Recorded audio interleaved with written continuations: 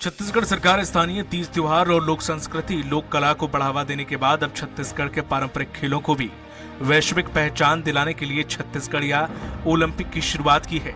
मुख्यमंत्री भूपेश बघेल ने आज राजधानी रायपुर के सरदार बलबीर सिंह जुनेजा इंडोर स्टेडियम में इसकी शुरुआत की।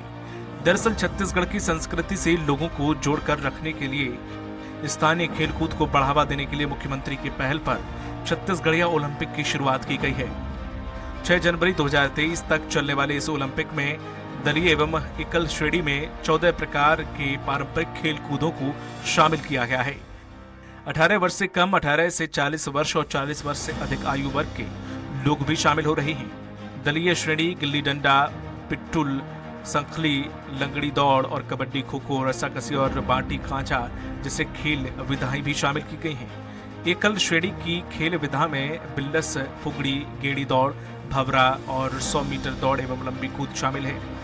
दूसरा स्तर जोन है जिसमें 8 राजीव युवा मैदान क्लब को मिलाकर एक क्लब होगा। विकासखंड, नगरीय, क्लस्टर स्तर, जिला, संभाग और अंतिम में राज्य स्तर खेल प्रतियोगिताएं आयोजित होंगी। मुख्यमंत्री भूपेश बघेल का कहना है कि छत्तीसगढ़ की संस्कृति व सभ्यता और विशिष्ट पहचान यहाँ की ग्रामीण परंपराओं और रीति रिवाजों से है। इसमें पारंपरिक खेलों का विशेष महत्व है।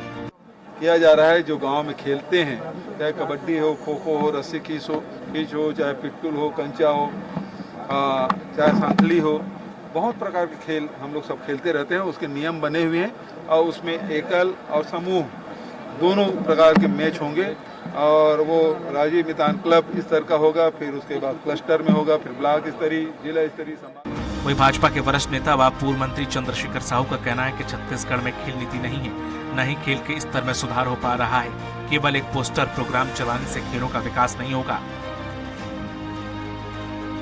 बहरहाल भूपेश सरकार छत्तीसगढ़ी भाषा, खान-पान, लोक कला, संस्कृति के साथ अब खेलकूद को बढ़ावा देने और उसे छत्तीसगढ़ के बाहर भी पहचान दिलाने के लिए प्रयासरत है। अब देखना होगा कि छत्तीसगढ़ या ओलंपिक खेलों में से क्या छत्तीसगढ़ में राष्ट्रीय और अंतर्राष्ट्रीय स्तर के खेलों के लिए भी बेहतर माहौल बन पाएगा, ताकि यहाँ के खिलाड़ी भी ज्यादा से ज्यादा संख्या में राष्ट्रीय अंतर्राष्ट्रीय खेलों में हिस्सेदारी कर प्रदेश का नाम रोशन कर सके। स्वराज एक्सप्रेस के लिए रायपुर से दिलीप साहू की रिपोर्ट। और इसी मुद्दे पर ज्यादा चर्चा के लिए मौजूद हैं कांग्रेस प्रवक्ता हैं धनंजय सिंह ठाकुर हैं, बीजेपी प्रवक्ता राजीव चक्रवर्ती जी हैं और राजनीतिक विश्लेषक हैं डॉक्टर अजय चंद्राकर। आप तीन लोगों का स्वराज एक्सप्रेस में बहुत बहुत स्वागत है। जिस तरह से देखा जाए इस पूरे मसले को राजीव चक्रवर्ती जी कि अगर ये कोई इनिशिएटिव कांग्रेस सरकार ले रही है, कोई अच्छी पहल कर रही है, युवाओं के बारे में सोच रही है, तो इसमें भी राजनीति, आखिर इसमें इस छत्तीसगढ़ या ओलंपिक में दिक्कत क्या, प्रॉब्लम क्या है?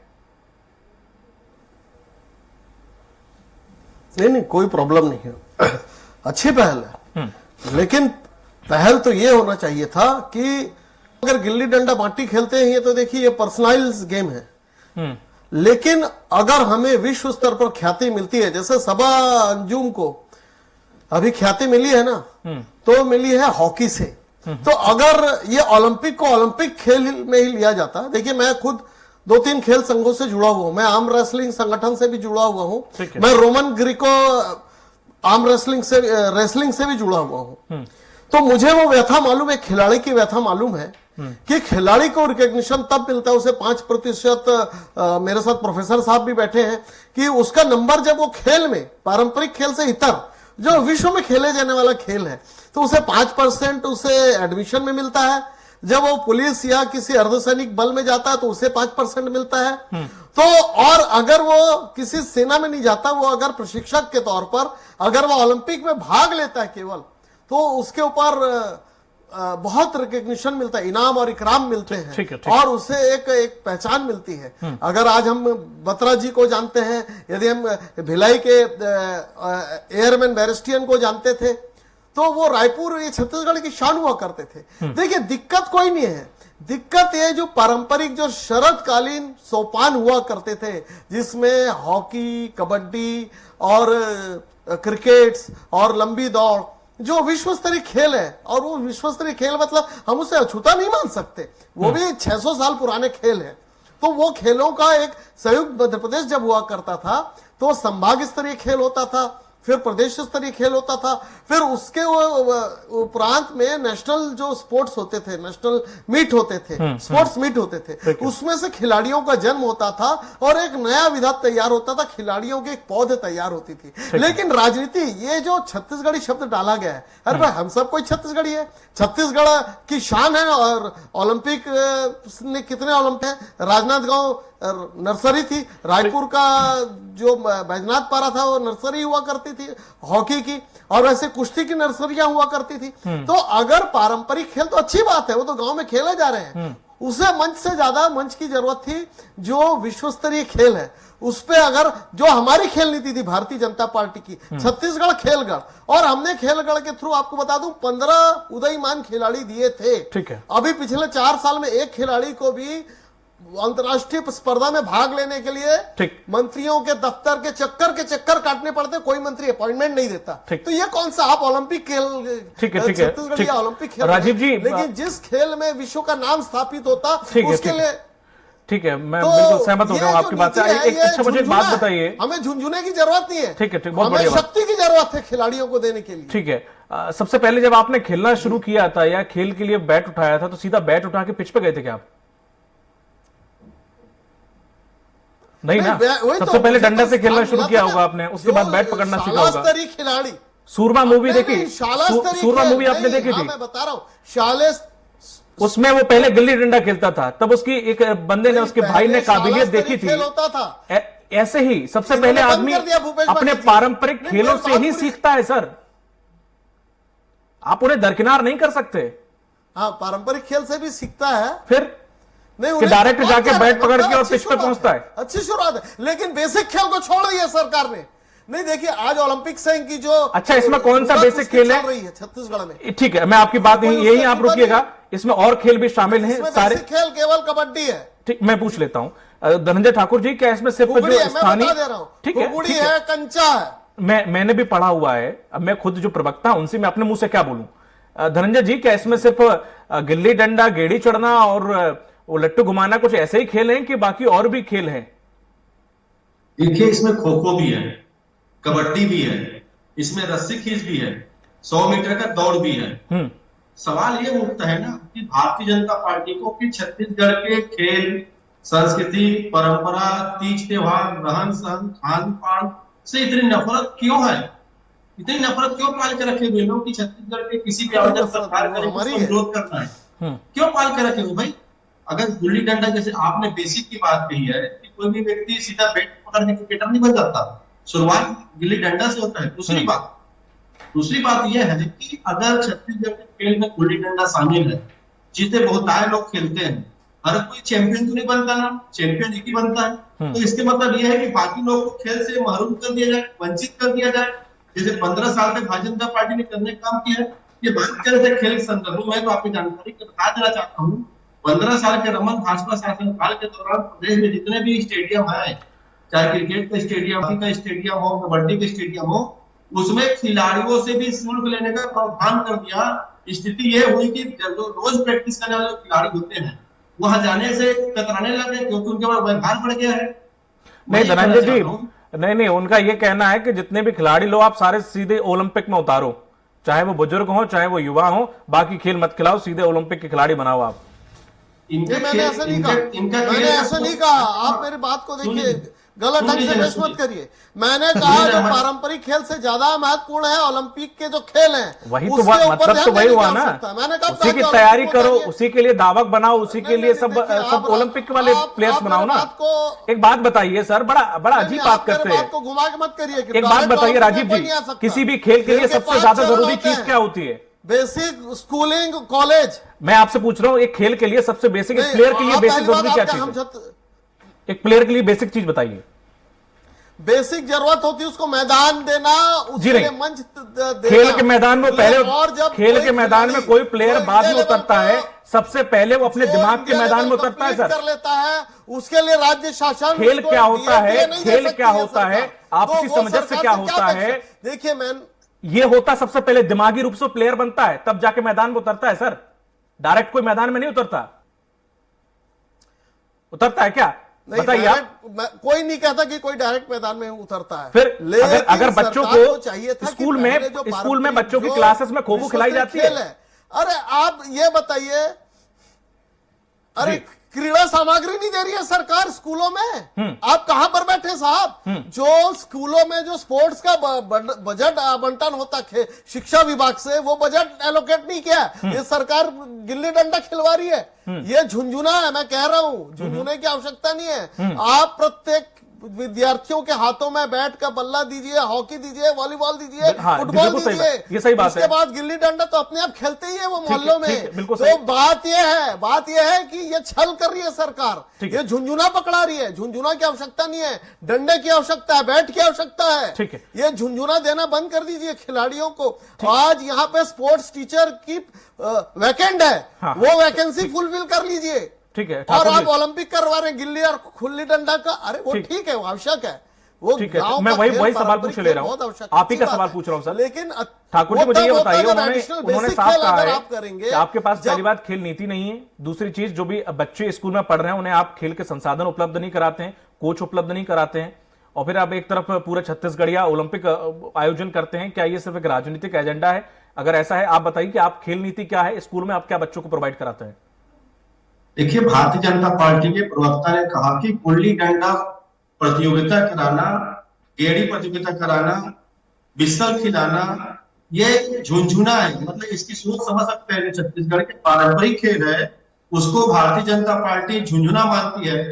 अगर वो खेल का आयोजन होता है और उस खेल में छत्तीसगढ़ के पारंपरिक खेल होता है, वो भारतीय जनता पार्टी का झुंझुना है। जिसके पास ऐसी सोच हो, क्या वो छत्तीसगढ़ के विषय में बेहतर सोच रख पाते हैं? दूसरी बात, इन्होंने बहुत अच्छा बात भी कही है। मुझे पहले हमने आरोप लगाने के पहले ये बता देना कि 15 साल तक आखिर जो खेल के जो शिक्षक होते हैं उसकी भर्ती रमन सरकार ने क्यों नहीं किया? और एक आपको उदाहरण देना चाहता हूँ, आदिवासी बालिका, मुझे दौर आज भी आता है, अभी वैकेंट है, सुन लेना भाई।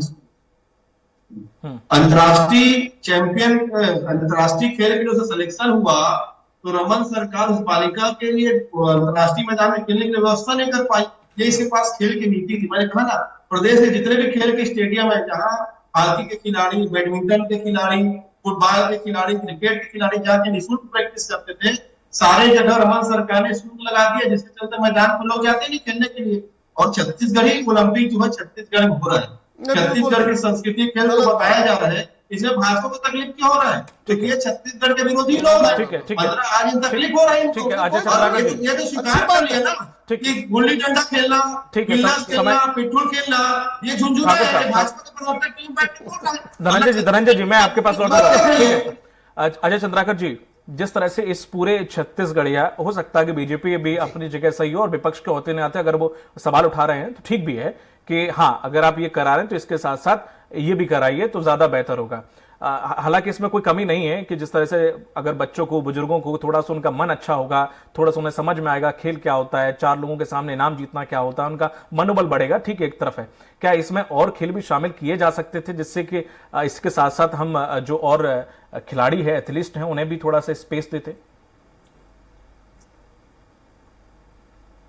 दीपक जी, एक महान दार्शनिक हुए जिनका नाम था प्लेटो, और वो जिस आदर्श राज्य की कल्पना किए थे उसमें वो एथेंस और यूनान के बच्चों को 18 साल तक पढ़ाई लिखाई से दूर रख करके खेल और व्यायाम के ऊपर ध्यान देते थे। तो स्वस्थ शरीर में स्वस्थ मानसिकता रहती है, ऐसा प्लेटो का कहना था। ठीक है। आपको याद होगा Deepak ji, West Indies cricket team के कप्तान होते थे क्लाइव लॉयड, और क्लाइव लॉयड 2 वर्ल्ड कप लगातार जीते थे और तीसरा वर्ल्ड कप के फाइनल में भारत के साथ उनकी टीम हारी थी। लेकिन क्लाइव लॉयड जब अपने गांव में गए और गांव में खेल में एक ऐसी प्रतिभा थी जो एक ही ओवर में क्लाइव लॉयड को 3 बार क्लीन बोल्ड किए, तो वो मौका मिला। छत्तीसगढ़ में भी इस तरह के प्रतिभाओं को मौका मिलेगा तो वो प्रतिभाएं सामने आएंगी। अभी तक इस तरह का आयोजन नहीं हुआ है।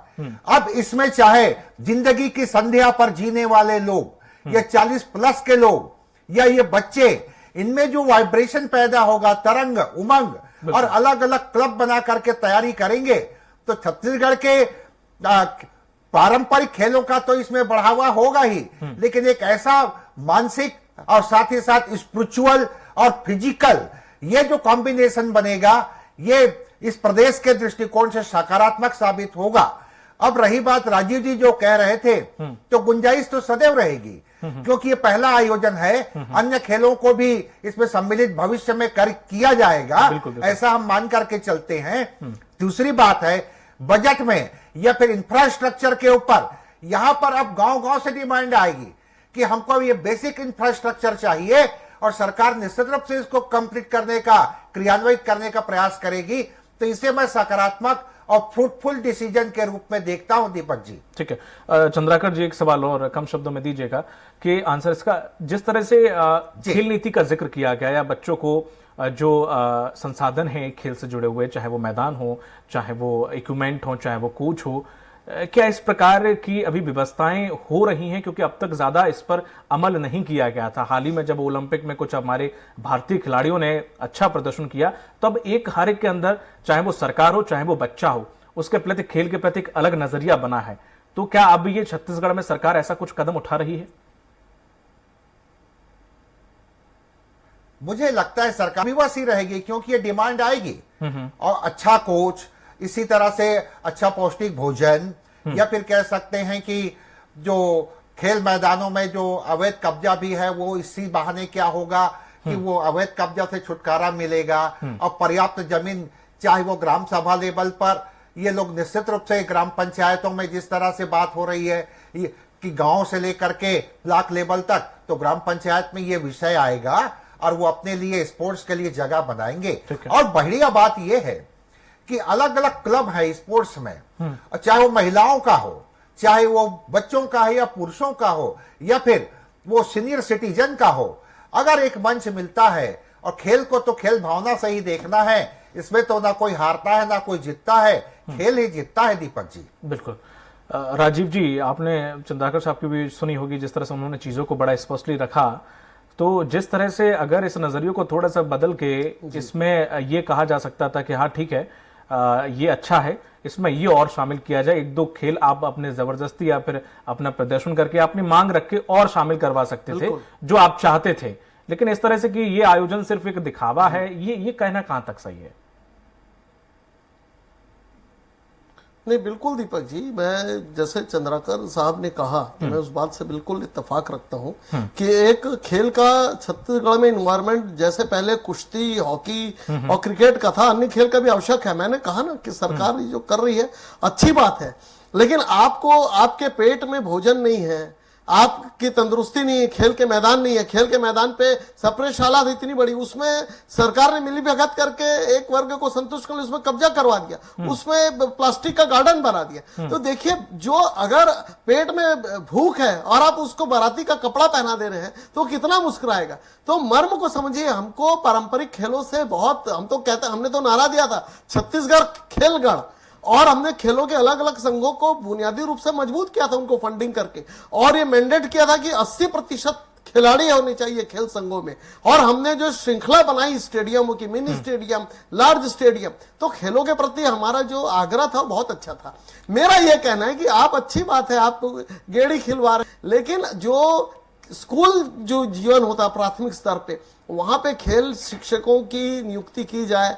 मिडिल स्कूल पे बहुत, अभी पिछले 4 साल से जो लोग रिटायर्ड हो गए, नए पदों को नहीं लिया गया है, उनकी भर्ती किया जाए। खेल सामग्रियां नहीं है, तो अगर आप बेसिक से शुरुआत करते तो बहुत अच्छा होता। ये अभी चुनावी वर्ष है, आप छत्तीसगढ़ी व्यंजन अभी हाल ही में करेगा भाई, हम सब छत्तीसगढ़ी है, छत्तीसगढ़ मुख्यमंत्री जी ने 2 पुरस्कार और ऐड किए हैं। आप वैसा नहीं करके आप छत्तीसगढ़ी खेल, छत्तीसगढ़ी व्यंजन, अरे पेट में आप शराब भर रहे हो और कर हम छत्तीसगढ़ी व्यंजन सीएम हाउस में खा रहे हैं। ठीक है। तो ये जो डिप्लोमेसी है साहब, ये नहीं चलेगी, जनता समझती है। अच्छा। आप हर गले में शराब पिला रहे हो, अब भूखे पेट को भोजन नहीं दे पा रहे हो, अच्छी सड़कें नहीं दे पा रहे हो, बच्चों को आप खेल सामग्री नहीं दे पा रहे हो, और अब वहां दिखावा कर रहे हो कि हम छत्तीसगढ़ खेल महोत्सव मना रहे हैं। तो साहब ये सब समझती है जनता बेवकूफ नहीं है कि जो बच्चा यहाँ पर क्वालिफाई करता है नेशनल के लिए, उसको भत्ता नहीं दिया जा रहा है, उसको एरियस नहीं दिया जा रहा है। उस बच्चे के लिए हम लोग स्पॉन्सरशिप खोज रहे हैं, गली गली दफ्तर घूम रहे हैं प्राइवेट कंपनियों के पास। तो ये खेल नीति है सरकार की।